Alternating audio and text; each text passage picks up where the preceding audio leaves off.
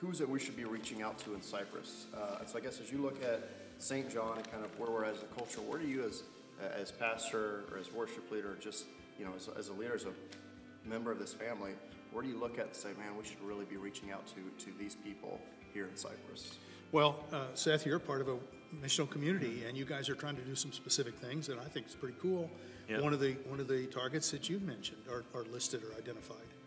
The older people. Right. We had talked about a couple of different things, and we had talked about possibly reaching out to seniors. Those hate to say it, but many times forgotten people, and people get busy, and people go to a assisted living place, and we actually visited on Thanksgiving Day morning before everyone got together. We went and just which is awesome. Just had a conversation with people and just loved them, and prayed with them, asked them how their day was, just to bring a smile, and brought their kids. And the cool thing that we've tried to do, not only who to reach, but how to reach, and do it not just a youth event or a adult event or whoever, but families on mission.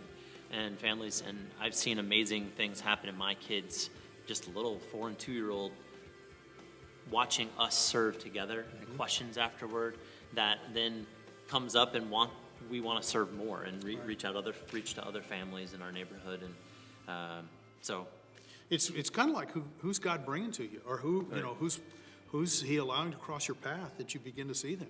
I mean, sometimes we feel like, okay, we've got to go to foreign lands. I believe in going to foreign lands. We go to Kenya. I've been there a couple of times and feel like that's important. But there's people just in my neighborhood I need to reach and connect with.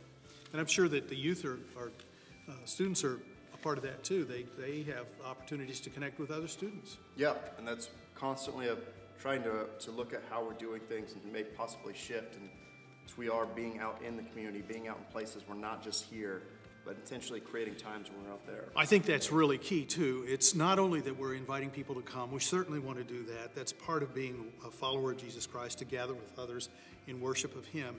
But the baptismal liturgy says, may your coming in and your going out be blessed from this time forth and even forevermore. And so we want to not only invite people in, but we want to go out and see how we can take the gospel out.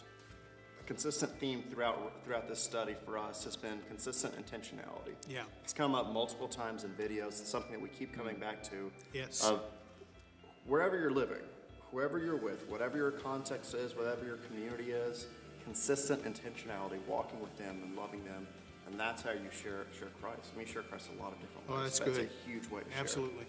Yeah, I got an idea kind of with that from another worship leader in town. And he said for the last few years, he's seen Cypress grow, especially with young families, right? And there's young families in Cypress Chapel was really reaching out that way with Pastor DeMick. And he had challenged me to maybe get involved coaching with I-9 Sports that Will is already a part of. And I'm going to do that this fall with a few other guys from church. Excellent. So that we can bring Jesus to what's already going on. These young families are already gathering here. They're already doing this. We don't have to create anything. We can just bring Jesus into what's already happening, right? And love like that. So, pretty cool. Good thoughts. Good thoughts. Thanks.